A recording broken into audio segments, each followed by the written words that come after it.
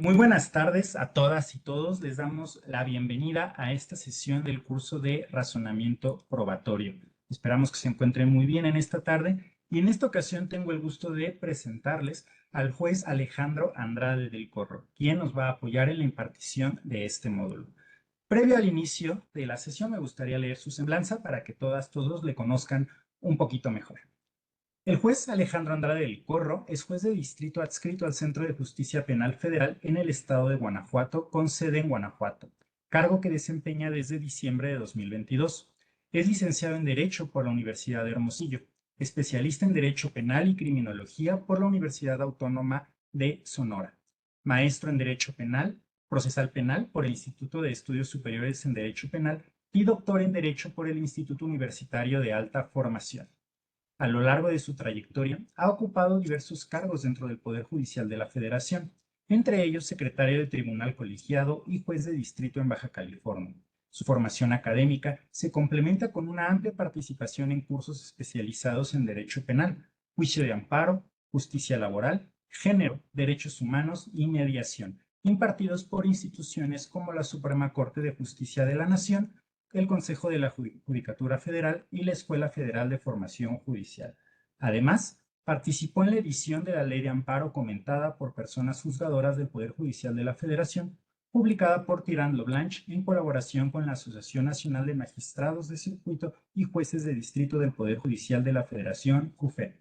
Ha sido docente en múltiples instituciones, entre ellas la Universidad de Hermosillo, la Universidad Unilíder, el Instituto de la Judicatura Federal y la Universidad Vizcaya de las Américas. En estos espacios ha compartido su experiencia en criminología, derecho constitucional, teoría del delito, juicio de amparo y sistema penal acusatorio. Su trayectoria combina la sólida práctica judicial con una vocación constante por la enseñanza y la formación jurídica. Pues, desde la Escuela Federal de Formación Judicial le agradecemos por brindarnos este espacio de formación y el tiempo es suyo. Mucho éxito. Sí, muchas gracias. Buenas tardes a todas y a todos. Es verdaderamente un gusto para mí poder compartir con ustedes este espacio para reflexionar acerca de algunos temas que resultan importantes sobre el denominado razonamiento probatorio. Debo decir pues que me congratula de sobremanera estar con ustedes en este día, compartir un poco las experiencias en este foro de la Escuela Federal de Formación Judicial, que de alguna manera pues ha contribuido a la formación no solamente del de la voz, sino también pues de todos mis compañeras y compañeros de los diversos órganos del Poder Judicial de la Federación.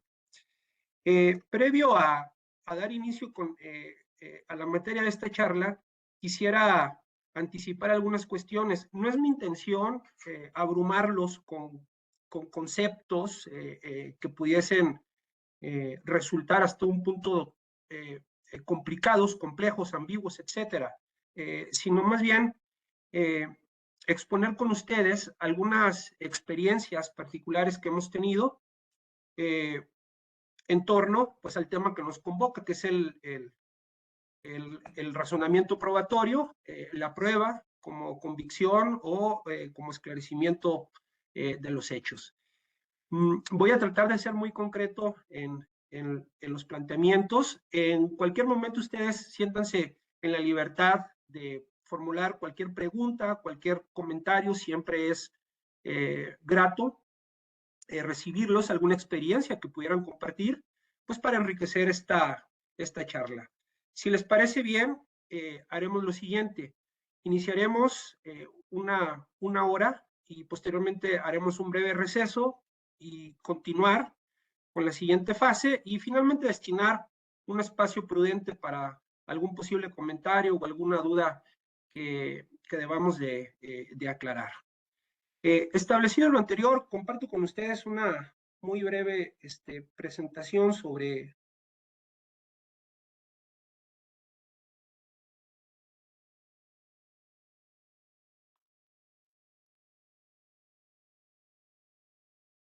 Bien, sí puede verse correctamente, ¿verdad?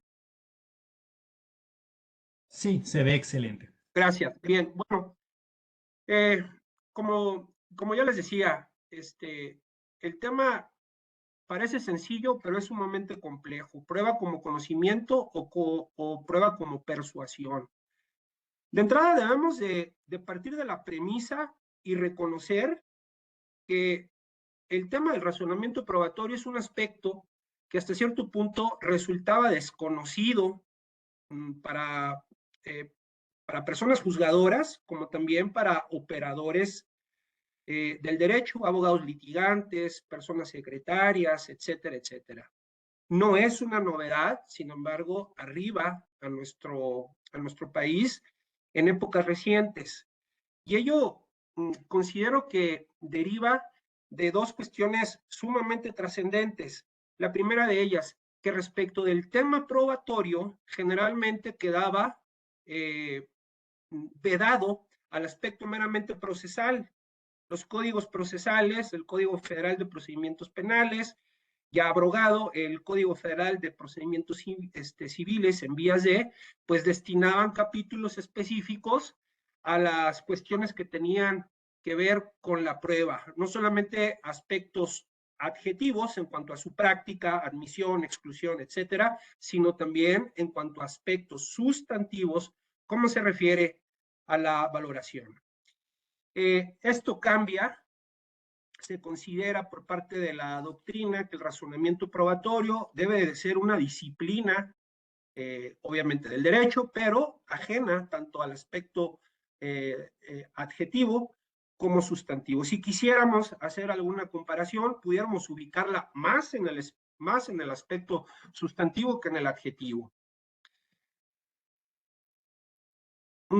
Esta circunstancia, bueno, llama la atención de la Escuela Federal de Formación Judicial y podemos todos darnos cuenta perfectamente que de un tiempo para acá pone especial atención en la necesidad de abordar estos temas que son relacionados con el razonamiento probatorio. Y aquí voy a hacer hincapié en lo siguiente. El tema de razonamiento probatorio no es una cuestión que incumba en exclusiva al órgano jurisdiccional o a la persona juzgadora, sino por el contrario trasciende y de igual manera resulta relevante para las partes.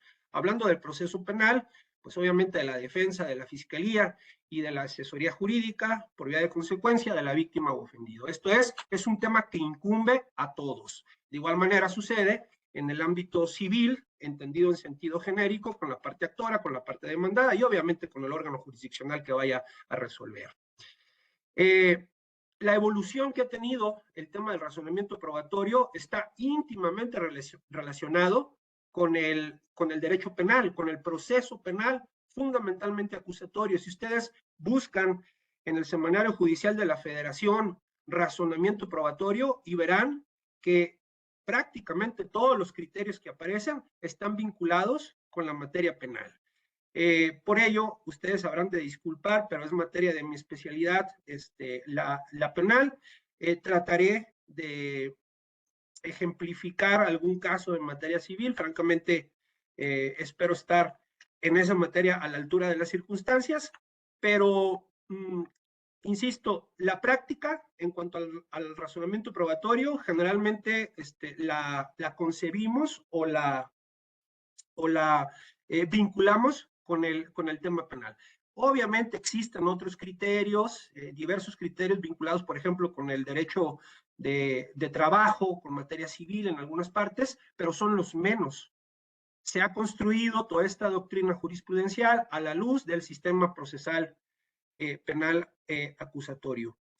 Y ello resulta entendible porque fue el primer sistema procesal en nuestro país en donde se cambia la concepción de la prueba, de una prueba tasada, como veremos enseguida, pasamos a un sistema de libre valoración. Entonces, de ahí empieza a construirse todo este sistema. Entiendo que derivado de la implementación, del inicio de vigencia del Código Federal de Procedimientos Civiles, pues transitaremos hacia ese aspecto. Dicho lo anterior, el tema de esta sesión es el siguiente: prueba como conocimiento y prueba como persuasión. Debemos de preguntarnos fundamentalmente qué pretendemos a través de la prueba. Y existen en términos fundamentales, conforme se plantea aquí en el programa, dos cuestiones. Conocer qué sucedió o persuadir al órgano jurisdiccional acerca de algo o de alguien. Estos dos temas, estas dos preguntas, estas tres preguntas son fundamentales para poder entender el porqué de una prueba como conocimiento y por qué una prueba como persuasión. No podemos definir si es correcto o incorrecto alguna de estas dos posibilidades, porque debemos de atender al sistema en específico que estemos analizando. Y el ejemplo que ya les mencionaba, el sistema penal, artículo 20, apartado A, fracción primera de la Constitución, artículo 2 del Código Nacional de Procedimientos Penales. El proceso tiene como finalidad o como objetivo, entre otros, el esclarecimiento de los hechos. Entonces, aquí ya desde la Constitución y la ley penal nos dan una orientación hacia dónde debe de dirigirse la respuesta a estas preguntas. Esto es conocer qué sucedió, el esclarecimiento de los hechos. Supone, de alguna manera, averiguar la verdad. Y la pregunta que surge aquí es, ¿qué importante es esta cuestión? Averiguar la verdad, conocer qué sucedió. La respuesta a todos estos cuestionamientos inciden, sin lugar a dudas, en los derechos fundamentales de las personas que se vean involucradas en cualquier parte, en cualquier clase de procedimiento, sea penal, sea civil, mercantil, laboral, de cualquier índole. Una mala decisión puede afectar a la libertad personal, puede afectar en los derechos laborales, en prestaciones de seguridad social, en diversos actos que se reclaman en cuanto a su cumplimiento, etcétera. Entonces, por eso es relevante tener perfectamente definido qué es lo que pretendemos a través de la prueba y con la prueba. Por ello se habla de un debido proceso probatorio que forma parte de esta gama de garantías específicas y mínimas que incumben al debido proceso. El debido proceso probatorio se compone, entre otros aspectos, del derecho a proponer y a que sean admitidas pruebas, derecho a que las pruebas admitidas sean debidamente practicadas. Estos dos aspectos, ya mencionaba, atañen al ámbito adjetivo.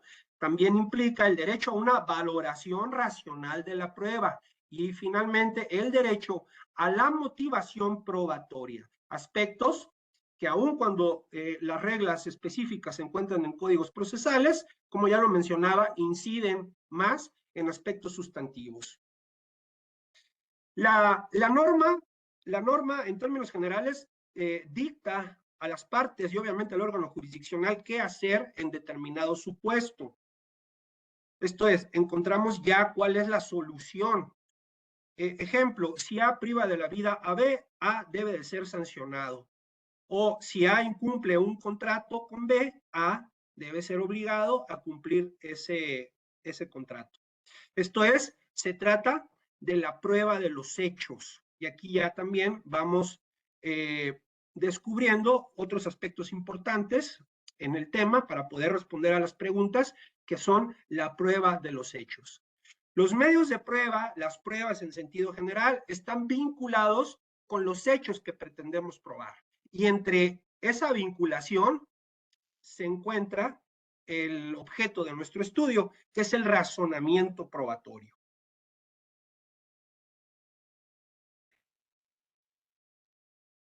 Ahora, la pregunta aquí que surge es, ¿cómo probar? ¿A partir de qué pruebas? De entrada nos encontramos con una problemática mayúscula. En materia penal, correcta o incorrectamente, a mí me parece más incorrecta que correcta, el Código Nacional de Procedimientos Penales estableció tecnicismos muy específicos en cuanto a la denominación de las pruebas, dato de prueba, medio de prueba y prueba.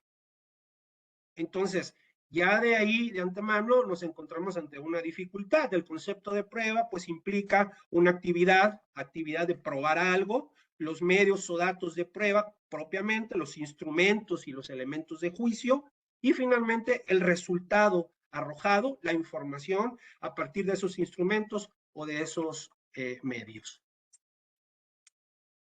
Pero pudiéramos anticipar que uno de los propósitos es el esclarecimiento de los hechos y, consecuentemente, el objeto de la prueba es el hecho mismo. Los hechos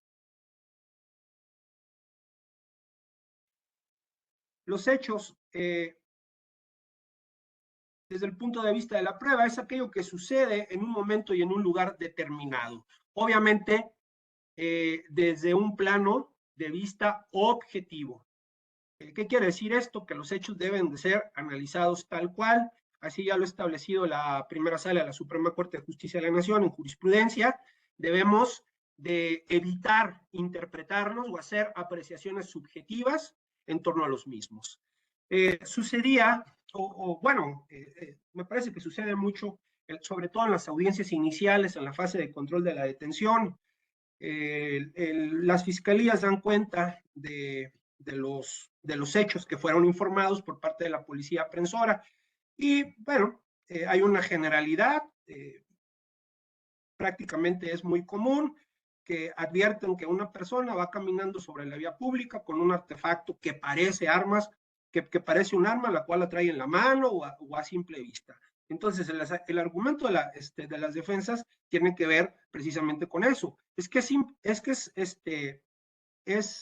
poco probable que haya sucedido ese hecho, porque nadie en su sano juicio traería un arma de determinadas características en la vía pública, en la mano o a la vista de todos, corriendo el peligro de ser advertido y ser detenido. Bueno, esa es una apreciación subjetiva. Me parece que desde el punto de vista subjetivo resultaría válido. Sin embargo, lo que debemos de evaluar en este caso, y obviamente será necesariamente objeto de prueba, es si pudo o no haber sucedido en un momento y en un lugar determinado, independientemente de los aspectos a partir de los cuales quisiéramos interpretarlo, justificarlo, analizarlo, etc.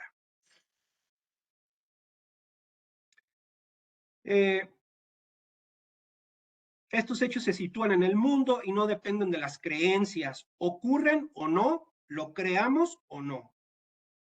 Habrá hechos que son imposibles. Evidentemente, si, por ejemplo, al momento de tratar de calificar una detención, se dice que la persona transitaba a bordo de un elefante rosa, bueno, pues eso me parece que no puede, al menos no en una concepción general, ocurrir en el mundo en un momento y en un lugar determinado. Lo importante que ha establecido la doctrina es que el objeto de la prueba, si bien está vinculado con los hechos, no son los hechos mismos, sino las afirmaciones que hacemos sobre los mismos. Esto es, proposiciones fácticas específicas. Hay una clasificación en cuanto a cómo podemos conocer los hechos, se las comparto brevemente. Es la teoría del cognoscitivismo y la teoría del escepticismo. El cognoscitivismo se basa en la idea del sentido común, de acuerdo a la cual los hechos son plenamente objetivos, constatados a través de los sentidos. A su vez se varía en dos tesis: la objetividad ontológica, que el mundo es independiente de sus observadores, esto es ajena a las interpretaciones, y la segunda, o a las apreciaciones subjetivas, y la segunda es la tesis de la objetividad epistemológica, por medio de la cual, por medio de los sentidos, tenemos acceso fiel a esa realidad. Y finalmente, encontramos la diversa, la del escepticismo. Plantea que el mundo no es en absoluto independiente de los observadores, o bien, siendo independiente, es inaccesible a nuestro conocimiento, porque nuestra interpretación y percepción del mundo está cargada de subjetividad, que es lo que ya les comentaba. Difícilmente vamos a poder describir, como lo veremos en la segunda charla, cuando analicemos la psicología del testimonio, un hecho carente de toda subjetividad. ¿Por qué? Bueno, porque me parece que resulta connatural al evento que está percibiendo una persona.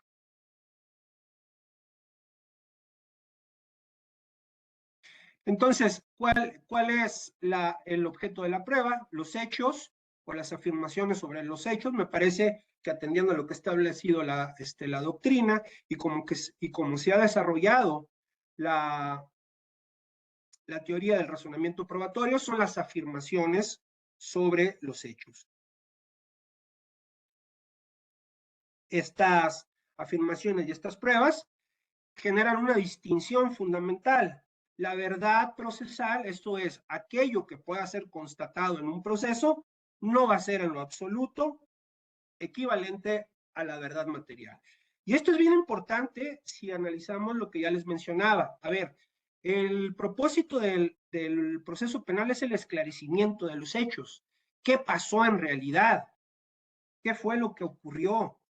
Y la pregunta que yo aquí les hago, y también me he formulado en muchas ocasiones, es si verdaderamente el proceso satisface o cumple con ese requisito en cuanto a su finalidad. Pregunta, ¿efectivamente se desarrolla una investigación? ¿Se aporta la información necesaria para poder determinar qué fue lo que en verdad sucedió? Es un fin, es un objetivo plausible, pero francamente muy ambicioso. Generalmente, como ustedes conocen, la carga probatoria, al menos en materia penal, es de la parte acusadora. Sin embargo, aquí se suscita un aspecto muy importante que tiene repercusiones prácticas sumamente trascendentales.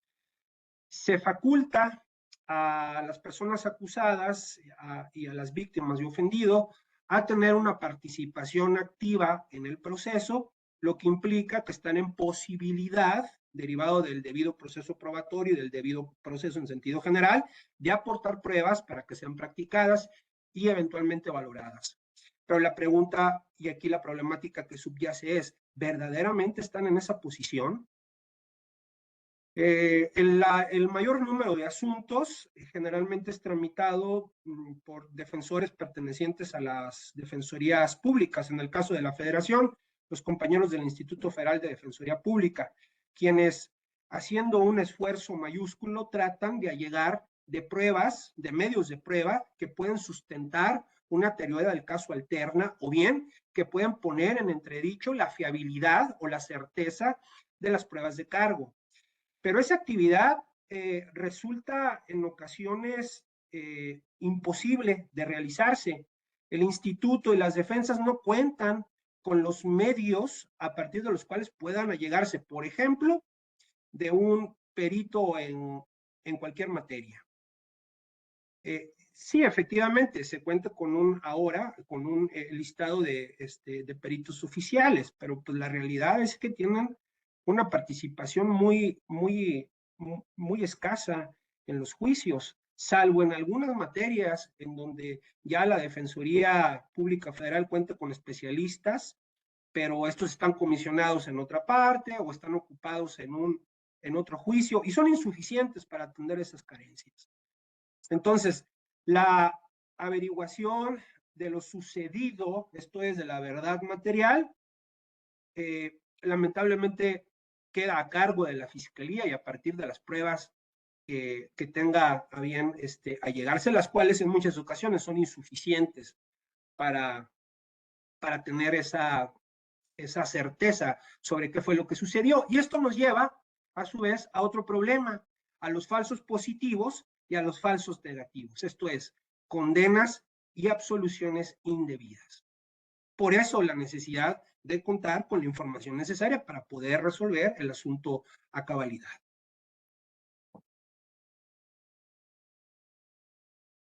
La finalidad de la prueba, como ya lo mencionábamos, atiende a dos teorías o a dos conceptos específicos: teoría cognitivista en cuanto a la búsqueda de la verdad, teoría no cognitivista en la fijación formal de los hechos. También debemos de ser cautelosos en analizar lo siguiente: dependiendo del momento procesal en el cual nos encontremos y tengamos que llevar a cabo una valoración racional de la prueba de manera libre y lógica, será el aspecto que estemos analizando.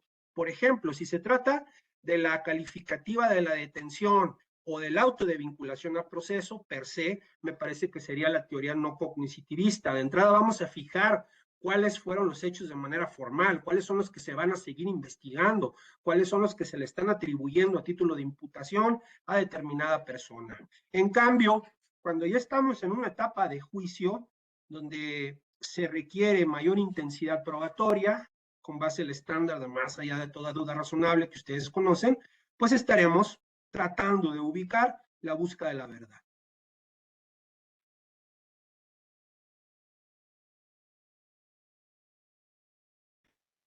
Para ello también resulta importante tener en cuenta qué clase de información tenemos o necesitamos para cualquiera de estos dos aspectos.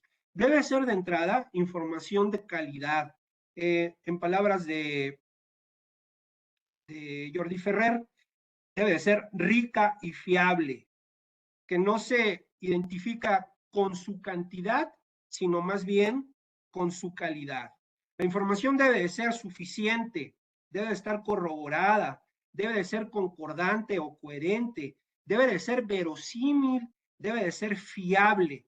Esto es, debe de contar con todos estos elementos para que el órgano jurisdiccional esté en posibilidad de realizar un análisis sobre estos dos aspectos. Reitero, cualquiera aquellos de los que se trate.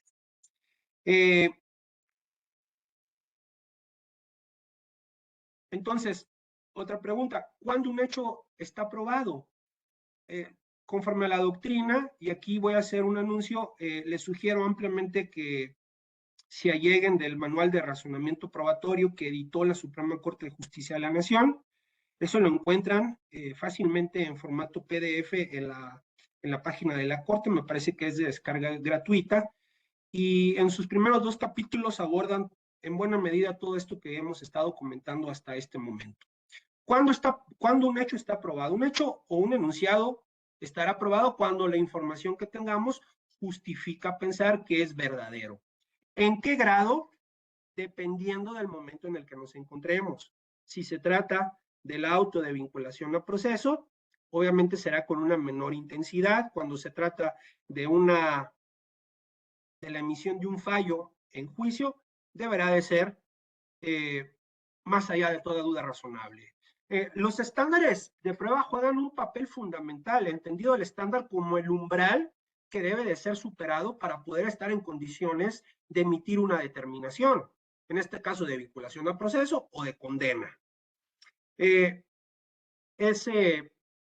frecuente encontrar criterios jurisprudenciales en donde se habla de que para la emisión del auto de vinculación a proceso existe un estándar de prueba mínimo o un estándar de prueba reducido, y que por el contrario, para dictar una sentencia de condena, se requiere el anteriormente mencionado de más allá de toda duda razonable. Yo considero que propiamente ni la Constitución ni el Código Nacional de Procedimientos Penales establecen un estándar expreso para el auto de vinculación a proceso. Lo que se dice es que se debe de reunir diversos requisitos, los cuales han sido abordados por la primera sala de la Corte, pero de modo alguno se habla de un estándar.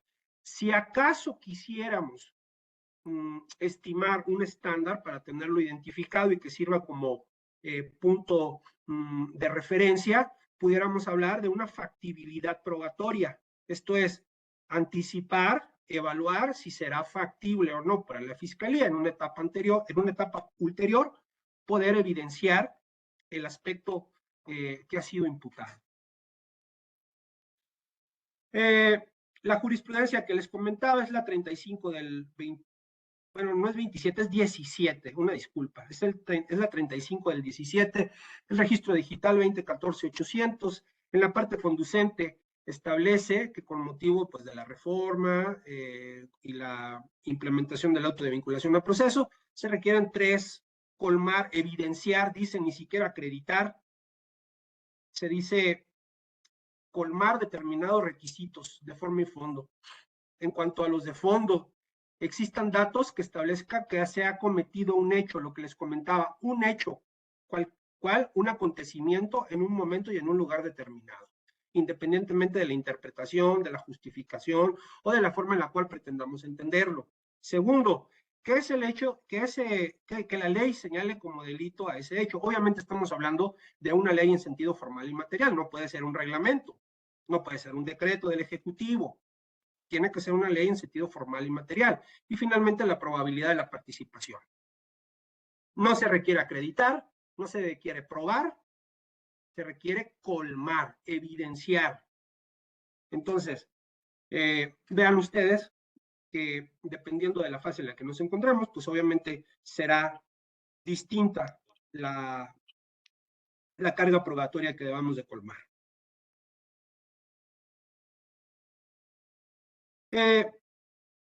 Hay un punto que es muy importante.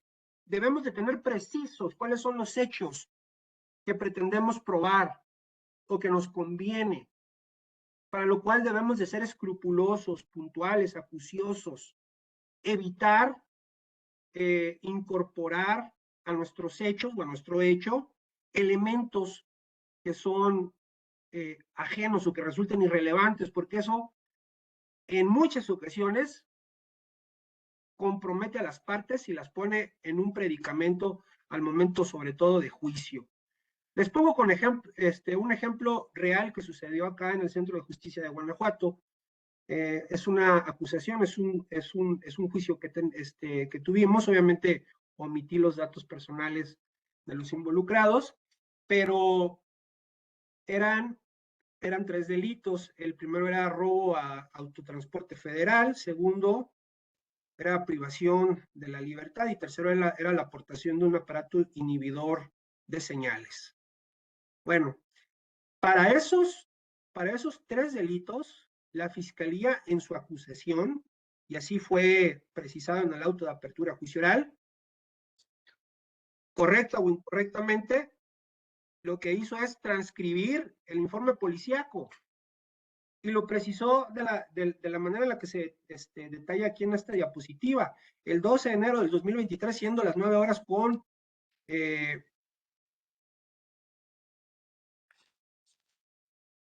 40 minutos, fueron detenidos X y Y por elementos de determinada corporación, así como un elemento de la Guardia Nacional, a tener en posesión un vehículo con reporte de robo, lugar que es determinada localización.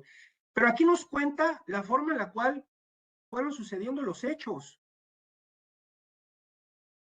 Los sujetos iban del lado del copiloto, ingresaron por la puerta de determinado lado, iban vestidos de esta manera,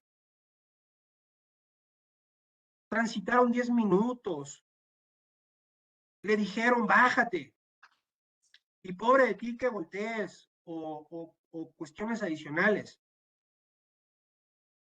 Llega otra camioneta y se van las personas. Vean ustedes lo complejo de estos hechos, lo complejo, lo cargado de información hasta cierto punto, y en mi concepto, con todo respeto, irrelevante para los fines procesales que ya hemos comentado. Aquí la Fiscalía prácticamente, con perdón de la expresión, pero se pegó un disparo en el pie. Díganme ustedes de qué forma los testigos, como lo vamos a ver en la segunda sesión, pueden ser tan acuciosos de exponer la información necesaria para colmar todos y cada uno de estos aspectos. Y esto es bien relevante.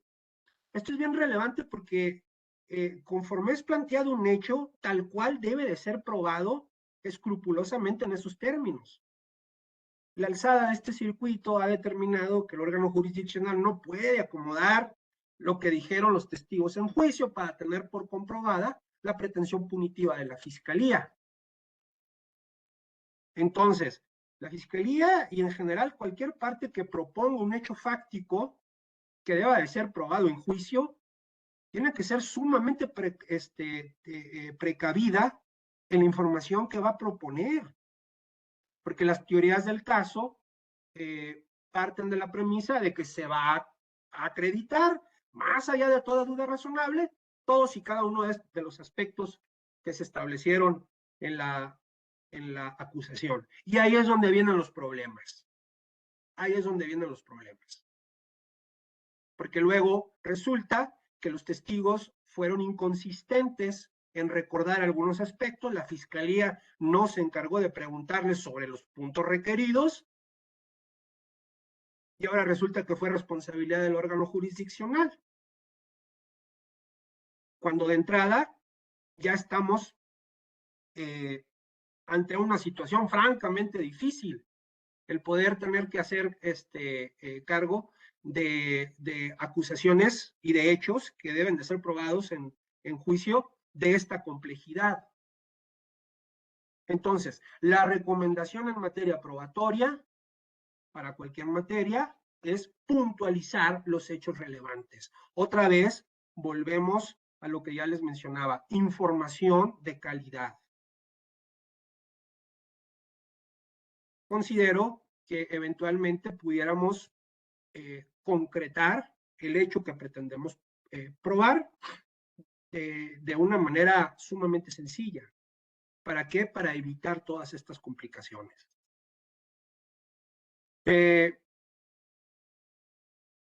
Siguiendo con la pregunta, ¿prueba como conocimiento o prueba como persuasión? Ya lo mencionábamos, está en función del sistema que estamos analizando.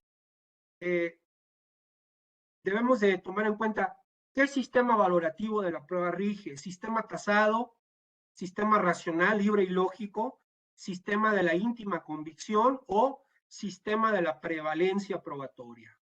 Tasado, bueno, ha quedado atrás, al menos en materia penal, eventualmente lo será así en materia civil, donde ya los códigos establecían un valor determinado para cada clase de prueba. La prueba documental pública, valor probatorio pleno. Los testimonios quedan al prudente arbitrio de la persona juzgadora. Igualmente las periciables. Todas aquellas diligencias que practicaba anteriormente la autoridad, sea judicial o sea ministerial, valor probatorio pleno. Este sistema tasado, curiosamente, parte, bueno, o en general, todos los sistemas valorativos parten de un elemento primordial, que es la confianza que tenga el legislador en sus personas juzgadoras. Si no existe confianza, el valor es tasado. No me voy a arriesgar a que los operadores jurídicos anden decidiendo de manera libre qué valor creen que merece cada prueba. Además de que ustedes no están para valorar, ustedes están para aplicar el derecho. Y por tanto yo te digo, legislador, qué valor tiene cada una de esas pruebas. Limita la discrecionalidad de las personas juzgadoras. Estas se convierten en predicadores del derecho, únicamente en aplicadores. Y ustedes pensarán, bueno, el sistema tasado ha quedado atrás, ahora estamos en una vertiente del sistema de valoración racional, libre y lógica. Pero, ¿qué sucedió el 31 de diciembre del 2024 con la reforma constitucional, entre otros, al artículo 19, segundo párrafo, en materia de imposición de la medida cautelar de prisión preventiva de vertiente oficiosa? Se amplía el catálogo, bueno, eso no incide en el sistema de valoración. Lo que sí incide es que se limita a la atribución del órgano jurisdiccional. Y el constituyente le dice, oye juez, tú no andes interpretando, no andes ponderando, tú aplícalo. Si creíamos que habíamos avanzado en cuanto a la posibilidad de realizar interpretaciones, análisis de ponderación, de proporcionalidad, idoneidad, etcétera, etcétera, obviamente de racionalidad probatoria, ahí está un claro ejemplo de que yo no es así del todo. Hemos, me parece, en buena medida retrocedido. Y también eso lo encontramos evidenciado en las facultades que va a tener el órgano de disciplina, que está por iniciar funciones este año. Anteriormente, la decisión del juez en cuanto al valor de la prueba era revisable, pero a través de los recursos ordinarios, generalmente apelación, excepcionalmente amparo, revocación, etcétera. Ahora, además de esos recursos, también va a ser analizable por parte de un órgano administrativo. Entonces, el sistema de libre valoración, pues a mí me parece que ya no es tanto. Se estrecha la posibilidad de las personas juzgadoras de valorar de manera libre y lógica la prueba. Se parte de la premisa en el siguiente sistema, en el sistema valorativo, de que se confía en los jueces, de que el legislador les otorga un voto de confianza, valórenlo de manera libre y lógica. No quiere decir indiscriminadamente, acorde a los parámetros del razonamiento probatorio. ¿Es una libertad? No un libertinaje. ¿Podemos hacerlo de manera libre? Sí, pero bajo ciertos márgenes. De aquí ya no podemos salirnos, no podemos avanzar más para acá. Pero hay una libertad en el ínter. De eso es de lo que se trata el sistema racional. De seguir reglas específicas. De ser, en buena medida, científicos al momento de valorar las pruebas. Luego está el sistema de la íntima convicción. ¿Qué es lo que cree el juez? ¿Qué pasó? Si les soy honesto, no podemos ser ajenos a esta cuestión. Hay asuntos en donde uno tiene la certeza de que la persona fue la que cometió el delito. Lo que no tenemos a veces es la forma de corroborarlo.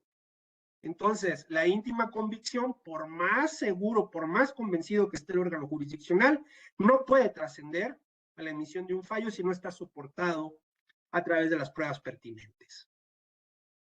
Y por último, estamos en el sistema de la prevalencia probatoria.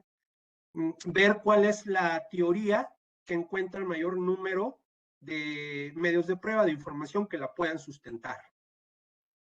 Es que acá, en esta versión únicamente está el dicho de una persona, y acá tengo toda esta otra gama de elementos. Entonces, como aquí hay más, esta es la que debe de prevalecer. Tampoco ese es el supuesto. Estos tres sistemas últimos, sistema de racional, sistema de la íntima convicción y sistema de la prevalencia probatoria, se basan en lo que yo les he referido, en la confianza de los legisladores a las personas juzgadoras. Los sistemas tasados o rígidos, por el contrario, lo que hacen es desconfiar de las personas juzgadoras, obviamente, ¿no? En la práctica no podemos encontrar sistemas puros, no los hay.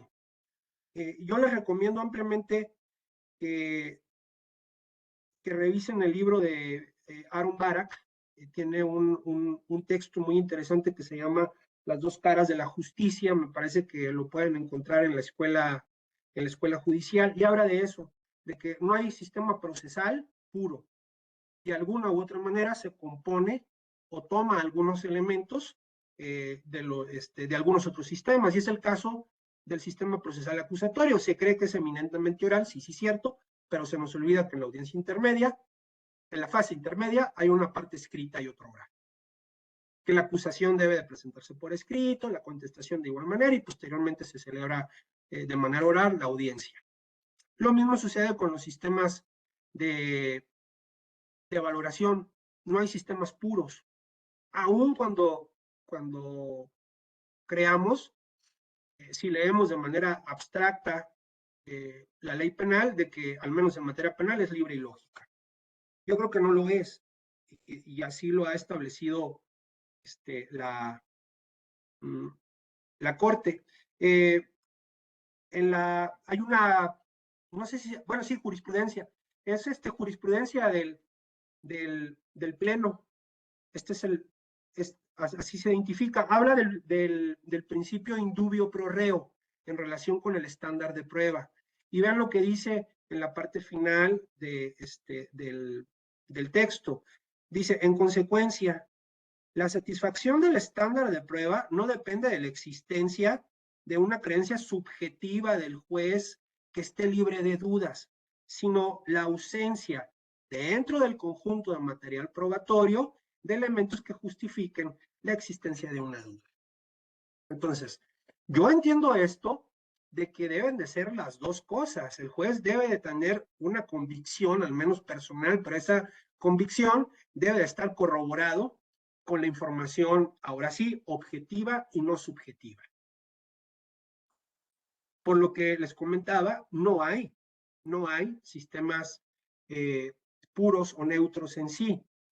Y ello va de la mano a la finalidad de la prueba. Dos concepciones de la prueba persuasiva y la prueba racional. La prueba persuasiva tiende a convencer a la persona juzgadora de que algo aconteció de determinada manera. Y eso lo encontramos de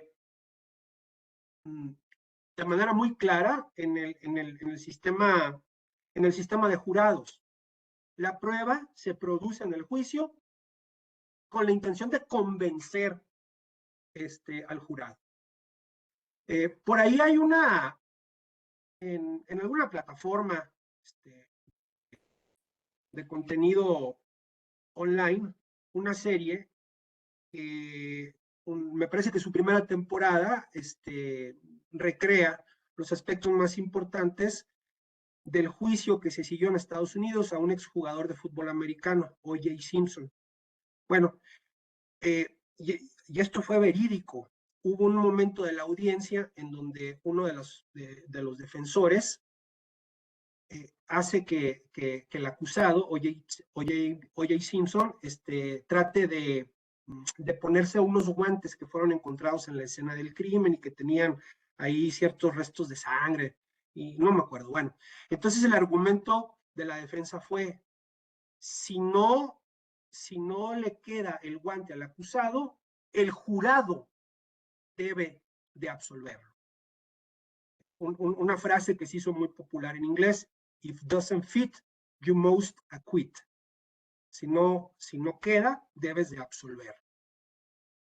Y en buena medida, la producción de la prueba persuasiva tiende a la teatralidad, a la forma en la que se manejan las defensas, en las que se cuestionan a los testigos, incluso de manera hostil o agresiva. Conteste o no, y que no le pregunte eso, haga otra cosa. ¿Por qué? Bueno, porque deben de convencer generalmente a personas que no son versadas en el razonamiento probatorio. Y contrario a ello, la valoración racional de la prueba atiende a la necesidad, insisto, de que la prueba se practique con base en estándares predeterminados, que se motive la decisión, que se valore la fiabilidad, la racionalidad, la corroboración, etcétera. Entonces, es una cuestión en donde ya no sirve de mucho llevar a cabo esa teatralidad. Sí atendemos de manera objetiva, de manera correcta, al principio o a la doctrina de la valoración racional.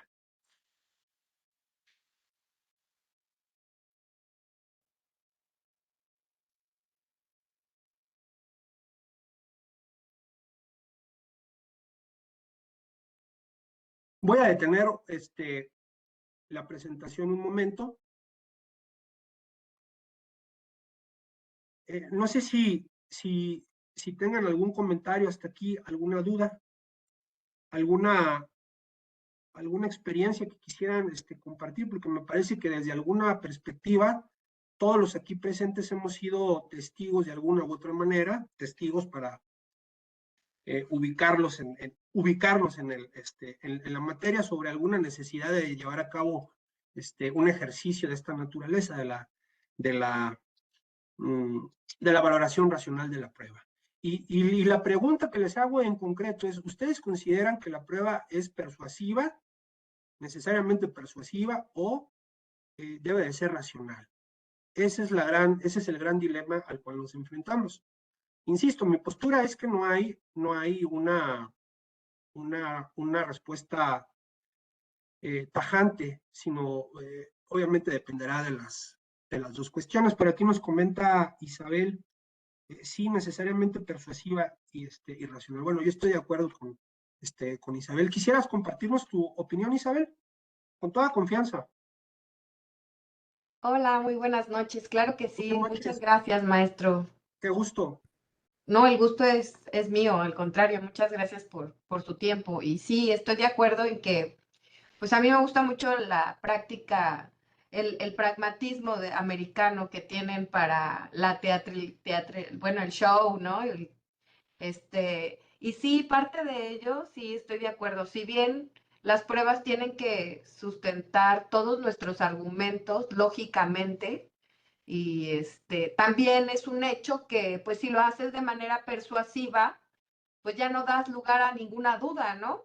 Ya convenciste a tu lector o tu audiencia. Entonces, pues es una forma de cerrar, consolidar muy bien tu caso y aunque no sea muy, pues muy tradicional, porque nosotros tenemos un tipo de derecho más tradicionalista, pues yo creo que ya la tendencia es a esto, ¿no? Precisamente a estas influencias norteamericanas y con ese motivo se hizo tanto la reforma incluso penal, ¿no? Yo creo que mucho de eso es por los norteamericanos, pero sí definitivamente impacta mucho porque la prueba que uno haga argumentos en retórica con recursos literarios.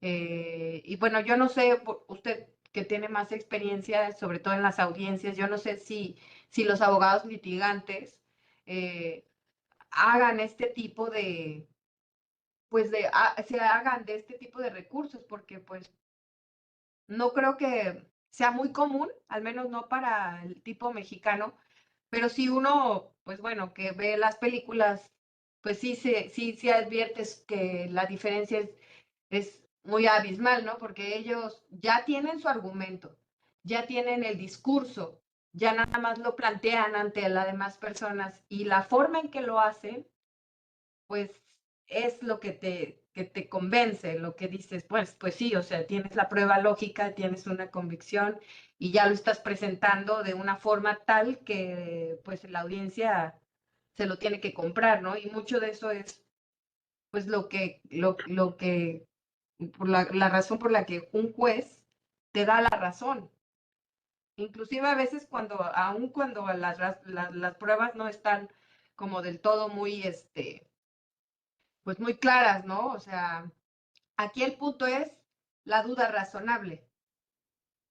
Y si tú tienes, pues, las pruebas circunstanciadas, ¿no? Que hablan de las pruebas circunstanciadas, pues evidentemente el razonamiento, la persuasión, como hagas tus argumentos, pues va a ser determinante para que un juez te dé o no la razón. Al menos eso es lo que yo opino. Pero gracias, maestro, por la participación. No, al contrario, gracias, Isabel. Mira, eso que mencionas es muy importante y les voy a compartir una experiencia.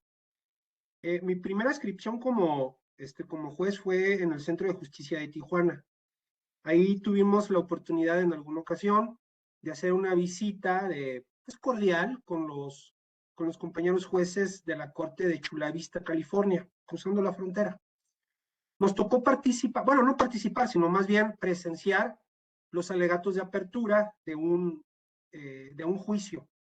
Era un juicio que se seguía a una persona por asalto, traía un arma, etcétera, etcétera.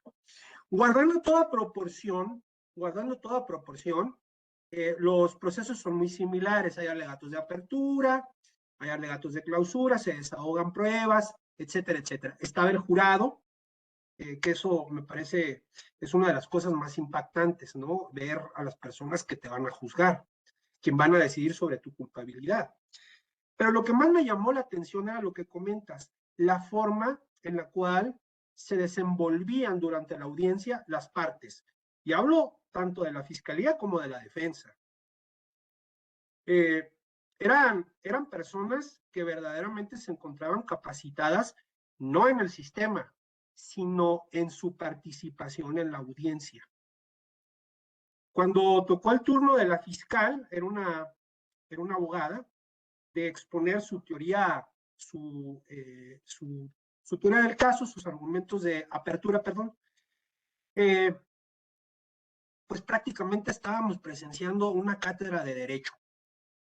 en cuanto a la fluidez, a la familiaridad con la que se conducía respecto de los datos relevantes del juicio o de lo que iba a proponer. Lo mismo sucedió en el turno con la defensa.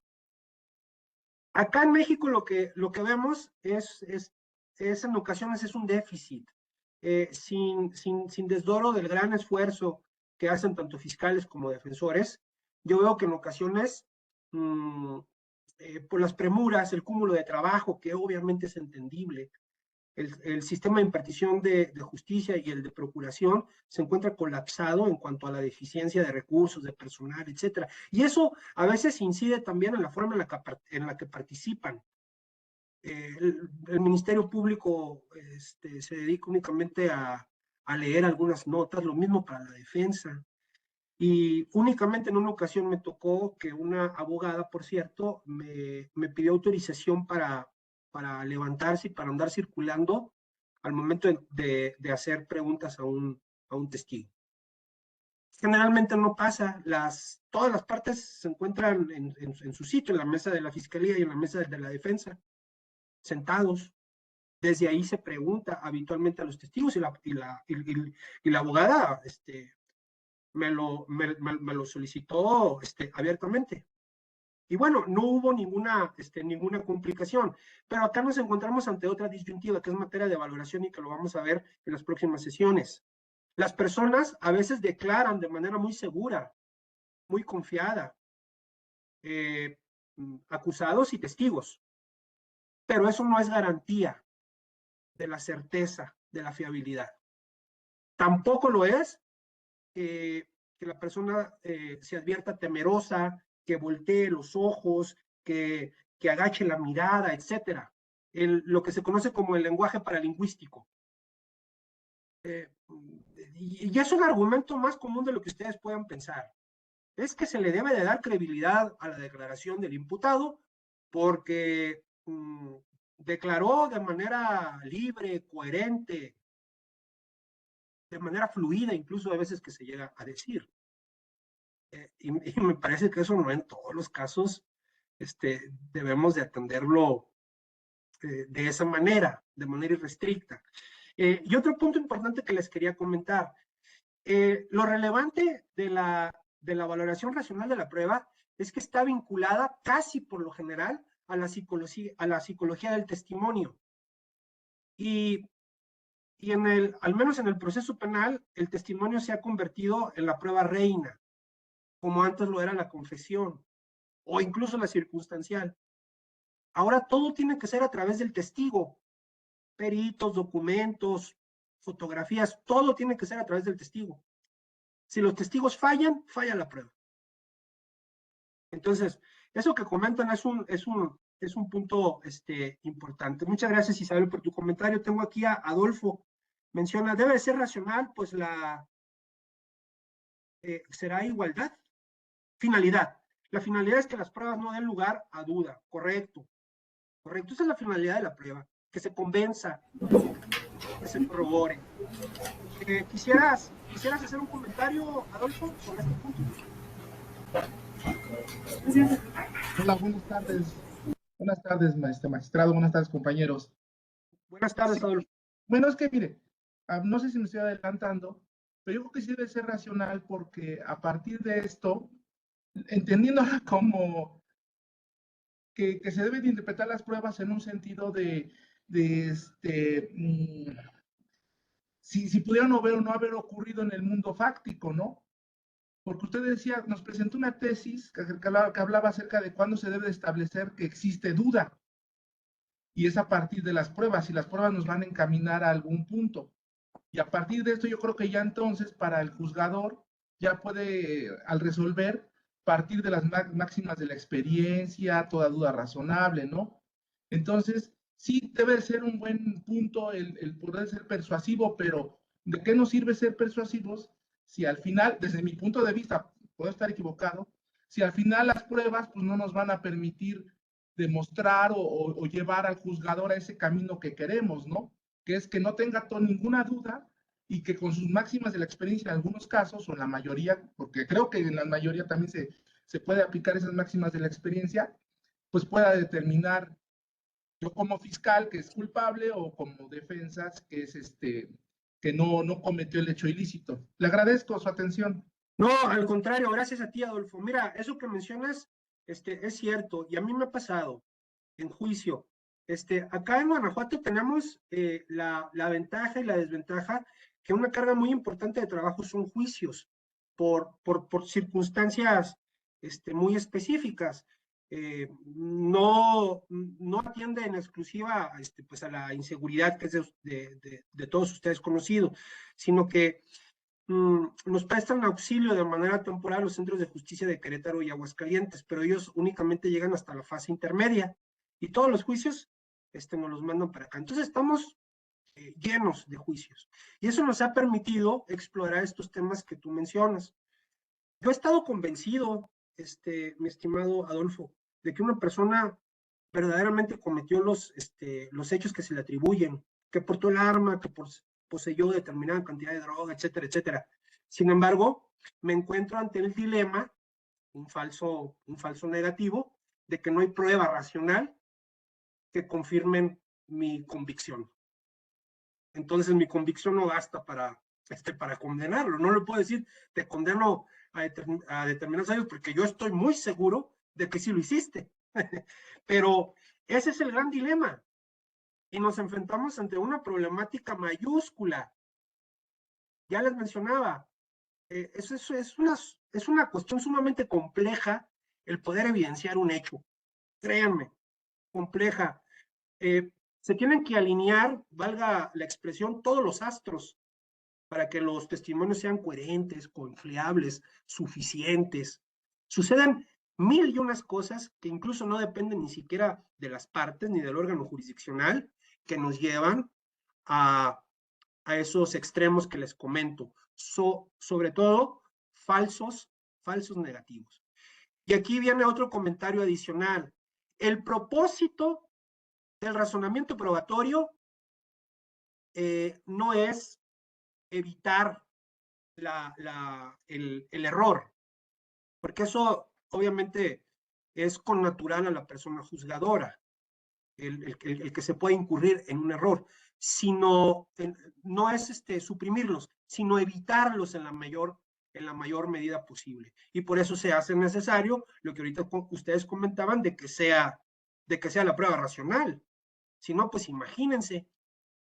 Bueno, no sé, ahorita no me atrevo a decir qué es lo que puede pasar con todos estos sucesos que van más rápido de lo que podemos asimilar lo que anteriormente teníamos a la mano, ¿no?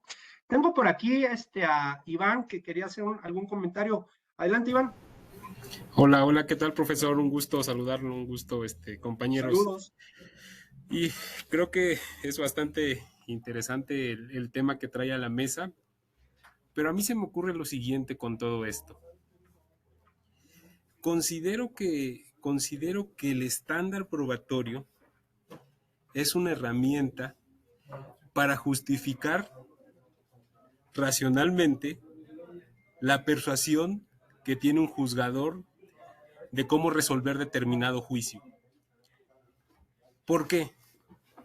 Porque de alguna u otra manera, cuando nos adentramos en la teoría del estándar de prueba, cuando nos adentramos también en el razonamiento probatorio, nos damos cuenta que con este pequeño estándar lo que se busca es prácticamente vencer esos sesgos que puede tener el juzgador por alguna vivencia respecto a algún caso que se pone en su mesa. Y a partir de esta circunstancia, ya el juzgador, teniendo un estándar, o sea, un mínimo valorativo de pruebas, de hechos también que tienen que ver con ellos, porque hablar de estándar probatorio también tendremos que hablar de hechos probados o de hechos no sujetos a prueba, estaríamos ya en la perspectiva en donde con esta base el juzgador de alguna manera puede justificar racionalmente y valorar también racionalmente, válgase la redundancia, el valor convictivo que le da a cada una de las pruebas, y no decir no nada más esta me convence o esta no, sino establecer de alguna manera, ya venciendo este primer peldaño, para qué nos sirve o qué valor convictivo nos ha producido cada prueba. Ello, insisto, porque se trata de que el fin último con este sistema, con estos sistemas probatorios, es de que el sistema de valoración de pruebas es un sistema meramente racional, pero no podemos dejar de lado precisamente la persuasión o esos impulsos subjetivos que tiene el juzgador y que tiene el ser humano precisamente en el momento de que se le presenta una controversia. Entonces yo lo podrías identificar en este momento así, es solamente una herramienta para justificar racionalmente esa subjetividad que podría tener el juzgador para fallar para fallar en determinada controversia. Eso sí, sí hay que tener en cuenta que ya dentro de esta valoración de la prueba debemos entenderla racional, pero desde la perspectiva en que esa valoración sea verosímil y que las premisas que trata de justificar sean plausibles a la luz de la lógica, a la luz también del contexto fáctico y a la luz también de la parte de la parte sistemática y científica que pueda probar esa prueba. Esa es como mi consideración. Es algo bastante complejo, pero creo que para allá va. Muchas gracias, Iván. Sin lugar a dudas, los estándares, además de lo que comentas, tienen como finalidad dar seguridad jurídica a las partes, de establecer que si pasamos este límite, ese umbral, como se le conoce, pues la decisión va a ser esta. Si no se excede de ese umbral, la decisión va a ser esta otra. Entonces, atiende a lo que deben de anticipar las partes en este punto. Y sí, efectivamente, hemos tenido muchos casos, si ustedes quieren, incluso increíbles. Me cuesta verdaderamente a veces trabajo creer que suceden esas cosas. Les platico otro asunto. Era un juicio muy común, una aportación de arma de fuego de uso exclusivo. Creo que era un fusil, un arma larga, bueno, X. Llegamos al juicio y sí, empezamos a desahogar a los testigos de cargo. Se inicia por los de la fiscalía. Generalmente la fiscalía siempre propone que quienes declaren en primer orden sean los elementos aprensores. Y bueno, eran 2 o 3 policías, no mucho. Y cuando terminaron de declarar estos testigos, pues yo encontraba una corroboración casi al pie de la letra en la acusación. Hora, fecha, momento, circunstancias, características, etcétera. Y yo dije, pues, la decisión va para allá. Pero, oh sorpresa, que la fiscalía solicita la suspensión excepcional del juicio porque resulta que se le perdió el arma. Trató de justificar que que se le habían prestado a la fiscalía de Guanajuato para otro juicio y que no se le habían devuelto. Total que ahí se hizo un debate. La fiscalía, por X razones que ahorita no vendrían al caso, ni siquiera yo hasta este momento sé qué fue lo que pasó, no presentó el arma. Se le perdió, dimos vista al superior jerárquico, oye fiscal, pues aquí doy vista para que inicies una carpeta de investigación por ese hecho, la pérdida de una evidencia. Bueno, finalmente había prueba insuficiente, no estaba acreditada la existencia del objeto material del delito, del arma.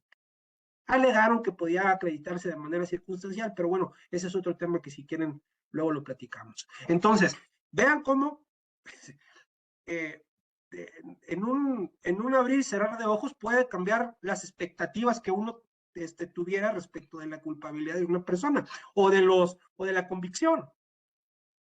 Entonces sí, yo aquí comparto plenamente lo que ustedes comentan de que debe de ser ambas, ¿no? No puede ser una sola ni tampoco la otra, sino que debemos de encontrar el justo medio para poder compaginar estos dos aspectos. Y me parece que eso es de lo que trata la jurisprudencia del del Pleno de la Corte en cuanto a la duda razonable o al principio in dubio pro reo.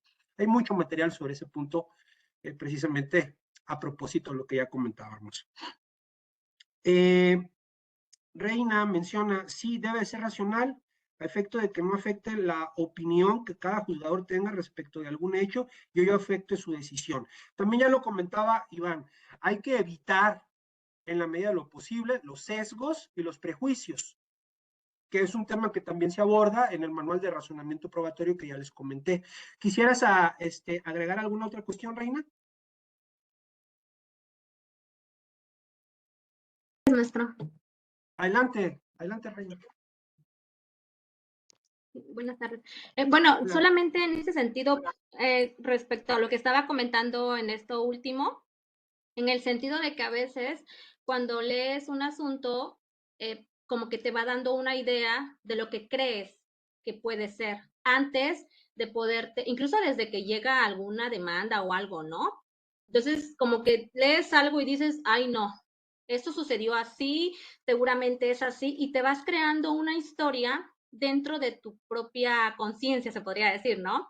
Entonces, llegas a un punto en el que ya tienes el sentido, o sea, en el hecho de que digas, no, este es culpable, o este es inocente, o este es así, o este es allá, ¿no?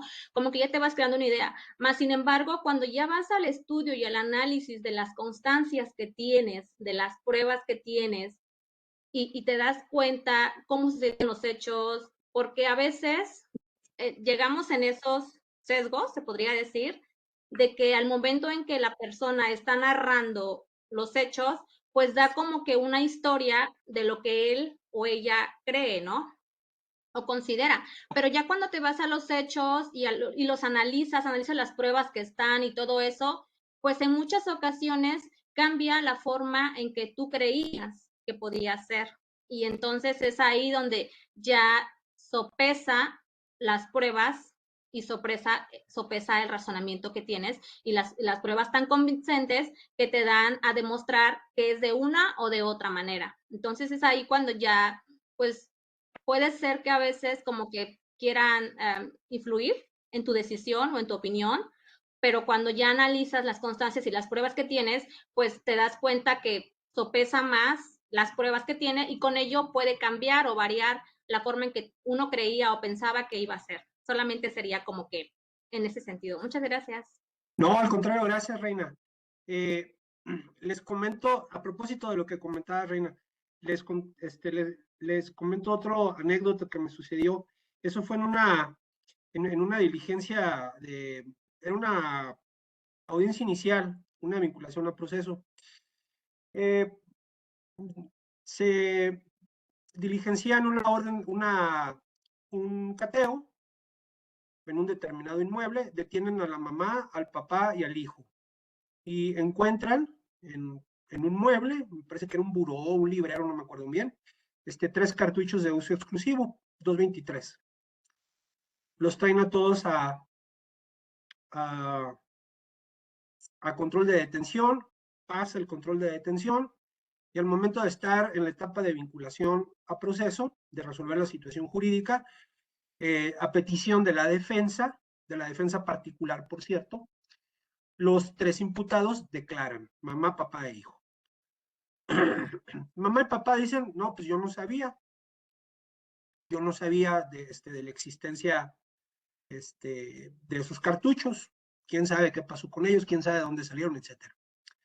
A lo último declara el papá, esto yo únicamente lo supongo, obviamente porque yo no sé cómo se puso de acuerdo la defensa o qué le sugeriría. Pero me queda claro que la intención era de que la responsabilidad recayera únicamente sobre el papá.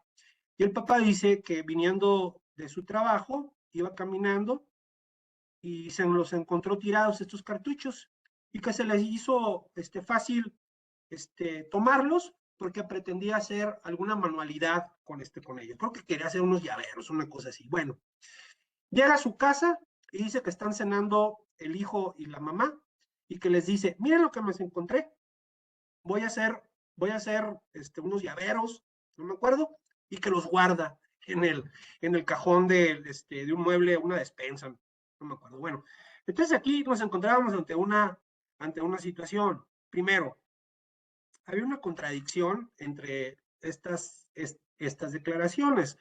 Papá, mamá e hijo dicen que no sabían de la existencia. El papá dice, yo les avisé, yo les dije que me los había encontrado y ellos vieron dónde los guardé. Entonces ahí de entrada ya está acreditada el conocimiento de la existencia, que al menos para el auto de vinculación al proceso, conforme lo estableció la Corte, me parece que era suficiente. No se necesitaba tenerlos en las manos o que estuvieran a su alcance inmediato, etc. El conocimiento de dónde estaban y eso les permitía acceder. Además de que tampoco estaba evidenciado que estuviera cerrado con llave, por ejemplo, que estuviera únicamente en una habitación o en una dependencia donde pudiera acceder el papá, etc. Bueno, fueron vinculados. Lamentablemente, y digo lamentablemente porque uno de los argumentos que me expuso me parece que muy válido el hijo, era que él era un estudiante de excelencia de la universidad, de una ingeniería, que tenía una oferta de trabajo en California y que si lo vinculaba a proceso, pues eso pues iba a afectar su situación, etcétera, etcétera, etcétera. Un drama familiar. Bueno, pues a pesar de que yo hubiese querido favorecerlos de alguna manera, no advertí la forma en la que en ese momento pudiera hacerlo, pues los tuve que vincular a proceso. Y créanme que a veces uno se queda con un mal sabor en cuanto a la determinación. No que sea incorrecta, pero sí que quisiera a lo mejor uno proceder de algún modo distinto. Bueno, ahí quedó. Quienes conozcan los centros de justicia sabrán que hay unas áreas donde las personas que van a audiencia son resguardadas en tanto que les van tocando el turno. Bueno, el auxiliar de sala es el que se encarga de tomarle los datos, de darle los alimentos a la persona. A los días me dice, oiga juez, me dice, ¿se acuerda de aquel asunto de la familia? Que sí me acuerdo. Bueno, me dice, yo escuché que el hijo le estaba comentando a los otros imputados que estaban ahí de otros juicios, de otras audiencias, que los cartuchos que no eran del papá, que eran del hijo. Y que él los había llevado a la casa. Se los había regalado quién sabe quién. Entonces, eso de la convicción también es un aspecto que tenemos que ver con cuidado.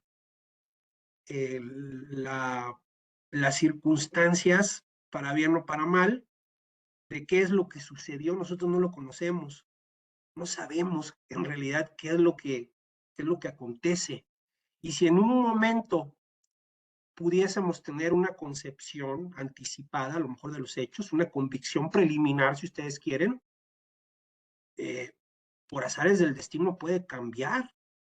Y miren, aquí cambió y verdaderamente me cuestionó sobre qué hubiese pasado. Primero, si esta información obviamente tampoco nos consta que fuera verídica, pero en caso de que hubiésemos adoptado una otra determinación, a lo mejor estuviésemos asumiendo lo que les comentaba, un falso negativo o un falso positivo en uno u otro sentido. Entonces vean la relevancia de no nada más estar convencidos, sino que también tener la base racional de cómo justificar ese convencimiento. Isabel comenta, sí, ahora más con los jueces nuevos. Bueno, eso es todo un tema, ¿no?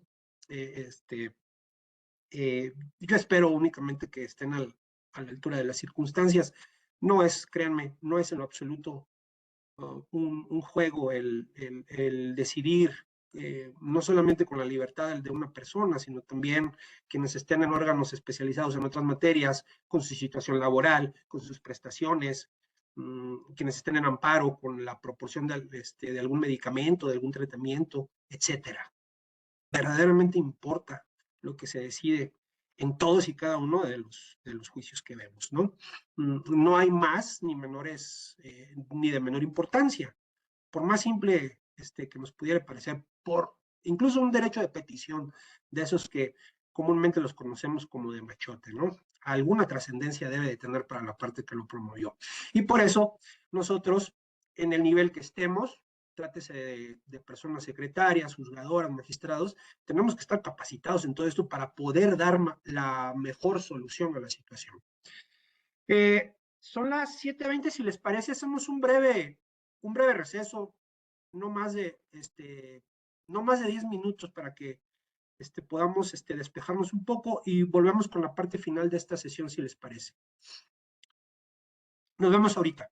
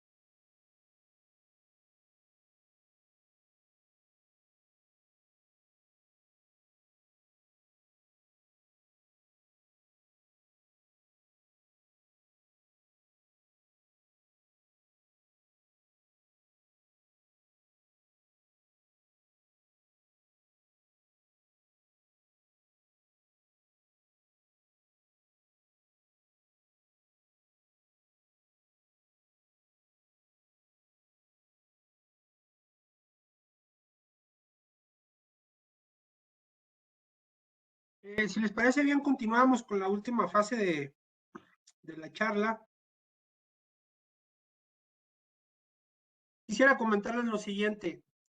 Además de todo lo que ya habíamos comentado acerca de la utilidad del razonamiento probatorio, de conceptualizar a la prueba tanto como persuasiva como racional, no podemos desconocer que tiene efectos prácticos concretos.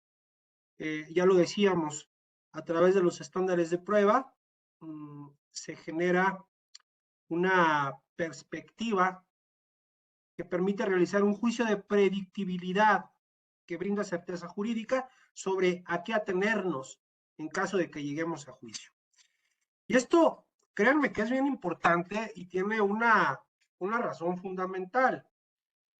El proceso penal se estructura, se planea, se visualiza desde la perspectiva de los medios alternos y de las formas anticipadas de resolución. En materia penal es una cuestión que ha dado dolores de cabeza severos. Estamos muy acotados a las formas alternas, como la suspensión condicionada. Son muy pocos los delitos en los cuales procede esta institución, y por el contrario, lo único que nos queda es el procedimiento abreviado. El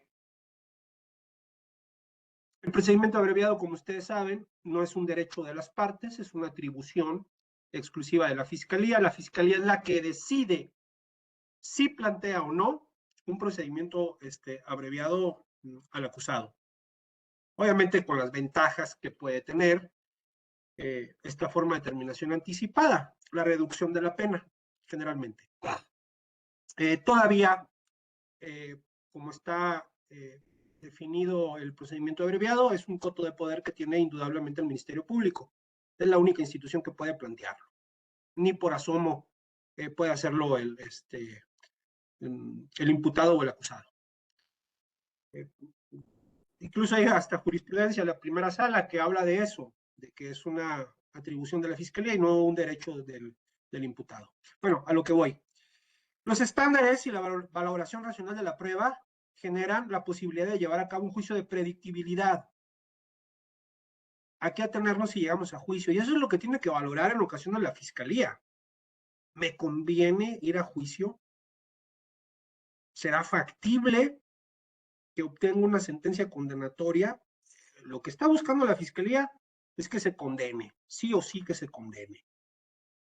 Y aquí entramos en esta paradoja. A ver, si esa es la intención de la Fiscalía, ¿por qué no plantea procedimientos abreviados atractivos? Con reducción de penas que resulten convenientes para la persona acusada. Les pongo un ejemplo. 195, primer párrafo del Código Penal Federal. Pena mínima 5 años. Es prácticamente un estándar que la Fiscalía únicamente reduce un mes. Entonces, de 5 años, la reducción son 4 años, 11 meses. Entonces, vean ustedes ahí qué conveniencia tendrá para la persona acusada arribar a esta forma de terminación anticipada. No lo va a aceptar. ¿Qué dice la defensa del acusado? Me la juego, me voy a juicio. ¿Y qué es lo que sucede en juicio? Lo que ya les comentaba. Que se tienen que alinear todos los astros para que, primero, la Fiscalía pueda localizar a sus testigos. Segundo, que los haga comparecer. Tercero, que declaren o que brinden o proporcionen información de calidad, que sea concordante, que sea coherente, que sea fiable. Que abarquen todos los aspectos de la acusación. Y si tenemos acusaciones como la que ahorita comentábamos, pues imagínense. Entonces la Fiscalía no lleva a cabo ese juicio de predictibilidad, ese razonamiento probatorio anticipado de las pruebas. Y sucede una cuestión muy curiosa a propósito de lo que les comentaba en cuanto a la inseguridad de aquí del estado de Guanajuato. Hay 2 municipios que son especialmente violentos, el municipio de Celaya y el municipio de Santa Rosa de Lima. bueno, pues Santa Rosa de Lima pues atiende al nombre de una organización criminal en específico. Bueno, el tema es que por cuestiones que yo desconozco, asumo que son de cuestiones de seguridad del ámbito administrativo, decidieron cesar a todos los policías municipales de Celaya. Entonces, todos los juicios que vienen de Celaya de determinada temporalidad, están desaparecidos los policías municipales, no los encuentran.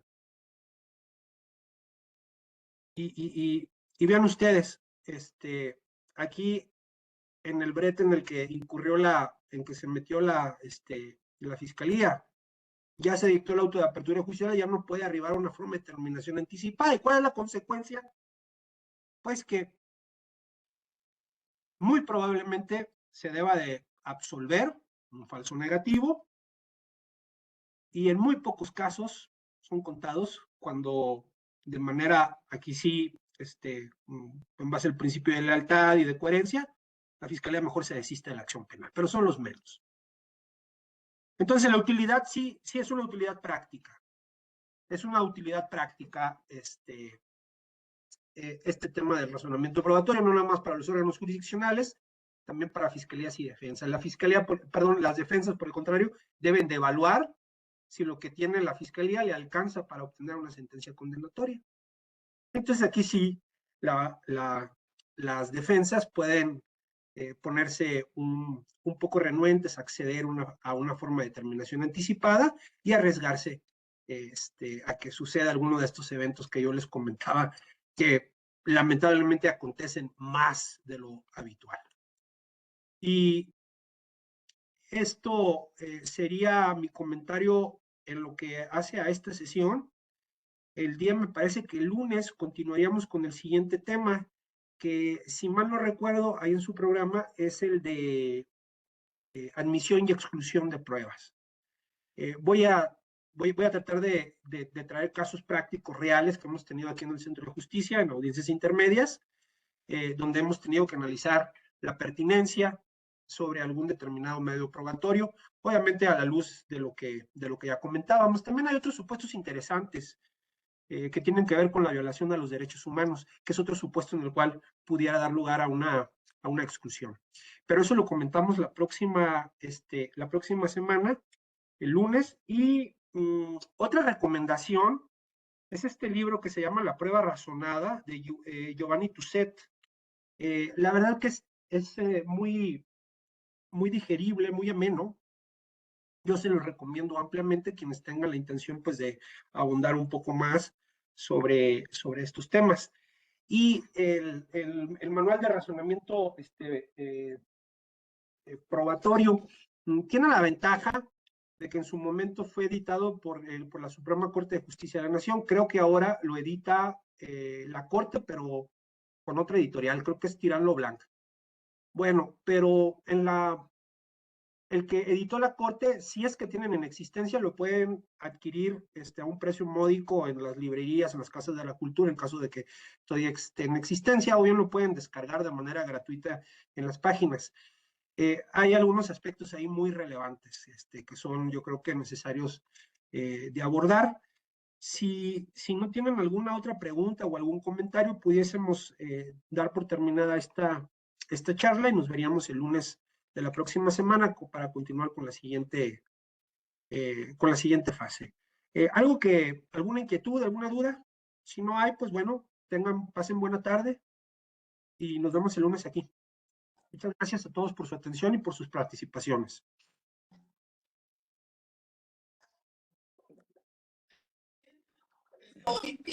Estoy seguro de que estoy bien. Señor magistrado, disculpe, yo sí tengo una duda. Adelante, pero soy juez nada más. Bueno, ya como está la situación, ya hasta puede ser ministro, yo digo. Pero eso es correcto, ¿no? Adelante, le escucho, sí, dígame. Fíjese que ya ve que el procedimiento abreviado hay jurisprudencia de la primera sala en el sentido de que el consentimiento de esta forma de determinación anticipada es un requisito fundamental para su procedencia. Mi pregunta va encaminada en el caso de que haya alguna prueba superviniente, ¿esto podría tumbar el abreviado? Que obviamente que demuestre, en el sentido de que demuestre la inocencia del procesado, ¿verdad?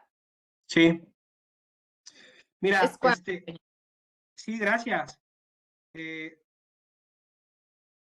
Es un tema bien interesante, partamos de la siguiente premisa. En el procedimiento abreviado, efectivamente, lo que se requiere es un consentimiento de la persona. La persona tiene que admitir su culpabilidad en la comisión del hecho por el cual se le acusa. Vamos a poner el ejemplo clásico del delito de homicidio, que sirve, yo creo que para ejemplificar prácticamente todos los aspectos del derecho penal. Bueno, aquí tiene que admitir haber privado de la vida a determinada persona. El juez, al momento de resolver sobre el procedimiento abreviado, no lleva a cabo una valoración racional de la prueba, sino que únicamente lo que realiza es constatar que sea suficiente, que sea acorde, que sea congruente, etcétera. Entonces, partimos de la premisa, como también ya lo ha mencionado la Corte, que para el procedimiento abreviado, prácticamente lo único que se constata es el consentimiento. Se lleva a cabo un muy breve estudio del material probatorio a nivel de dato de prueba, porque ni siquiera ha sido desahogado, y generalmente tiene la consecuencia natural esperada es que derive en un pronunciamiento de condena. Bueno, entonces la pregunta es, ¿qué pasa si la persona ya accedió a un procedimiento abreviado? Ya reconoció su culpabilidad en la comisión del delito de homicidio, pero posteriormente hay prueba superviniente. El caso concreto, aparece el muerto, que es uno de los supuestos para el reconocimiento de inocencia. A mí me parece que sí se puede revertir, pero a través de otra de las instituciones que establece el Código Sustantivo, que sería el reconocimiento de inocencia por prueba superviniente. Pero eso será de la competencia, ya no del juez de control, sino tendrá que ser del tribunal de alzada. Anteriormente me parece se veía por el tribunal colegiado, pero ahora es el tribunal de alzada. Entonces, sí se podría, pero tendríamos que atender a otra institución procesal. Incluso la Corte también ya ha definido que el aspecto de la acreditación del delito y la responsabilidad no es materia de análisis en el amparo directo contra la sentencia de abreviado. Pero sí, la ley sí nos permite, a través de otro mecanismo, revertir esa condena. Y puede haber otras tantas, les comento otra serie creo que está en Netflix, que se llama Making a Murder. Es una serie de un caso real, de una sentencia de condena por un delito de homicidio que sucedió en los años 80 y que posteriormente, con el avance de la ciencia, concretamente de los estudios de ADN, se llevan a cabo nuevos peritajes y determinan que la persona no es inocente y se le absuelve. Entonces, eso es una circunstancia que al menos desde mi perspectiva se pudiera abordar por esta otra vía, que resulta alterna, obviamente, pero sin lugar a dudas me parece que al menos ante el juez de control que dictó la sentencia y que le diga, mira, andaba vivo el que yo reconocí que estaba muerto, pues no lo creo, al menos no de esa manera, pero sí hay la forma, ¿no? Comenta Jesús, si podríamos repetir. No, al contrario, gracias a ti. El autor es Giovanni Tusset. Aquí se los pongo, no sé si alcance a ver. Aquí está, más o menos. Giovanni Tusset. Es editorial Cela, me parece que es peruana esta editorial. Pero bueno, lo consiguen fácilmente aquí en México. Alan dice, artículo 20, apartado A, fracción séptima, el juez solo condenará cuando existe convicción de la culpabilidad del procesado. Así es. Convicción más allá de toda duda razonable es el estándar de prueba que ya hemos mencionado. Correctamente. Gracias, Alan. Alan me parece que tiene levantada su mano. ¿Algún comentario, Alan? Sí, con relación al comentario que hizo aquí la compañera, pues lo entendí encaminado a que si se podía dictar una sentencia absolutoria en un procedimiento abreviado. No sé si estoy equivocado, si entendí mal. Yo parto de la idea de que sí pudiera, porque si bien es cierto que se requiere para esa forma de terminación anticipada que el imputado acepte su responsabilidad en la comisión del hecho delictivo, pues si es el único indicio que existe su confesión, pues sería insuficiente, ¿no? Atendiendo al artículo 20, fracción octava, apartado fracción octava, que es cuando existe convicción de la culpabilidad del procesado. Sí, pero a ver, no perdamos de vista lo siguiente. Desde mi perspectiva y conforme a la interpretación que ha hecho la Suprema Corte de Justicia de la Nación, efectivamente, la primera sala, efectivamente se requiere de prueba, se los voy a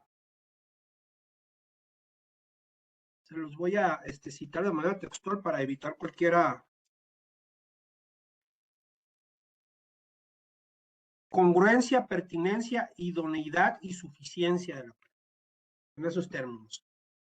La consecuencia será una sentencia condenatoria en procedimiento abreviado. Ahora, la duda que plantea Alan, ¿qué pasa si hay insuficiencia probatoria? A mí me parece que no da lugar a una sentencia absolutoria. A lo que daría es a no tener por autorizado el procedimiento abreviado.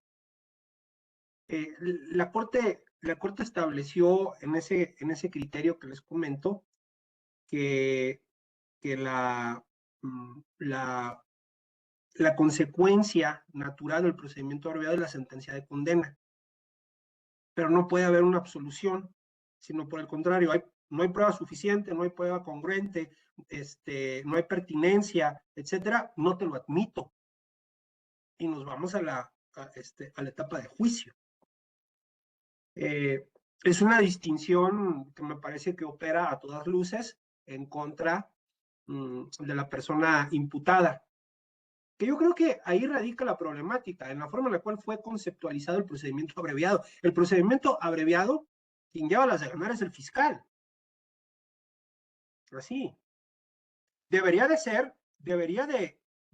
haber una situación que resultara perentoria. A ver, aquí voy a resolver el juicio de alguna u otra manera, pero a mí me parece que no es así, al menos no desde la perspectiva que yo interpreto de esta jurisprudencia de la Corte. Luego también se plantea muchas veces, y ese es un planteamiento, ahorita que lo comentaba Alan, me lo acaban de hacer en una audiencia de la semana pasada.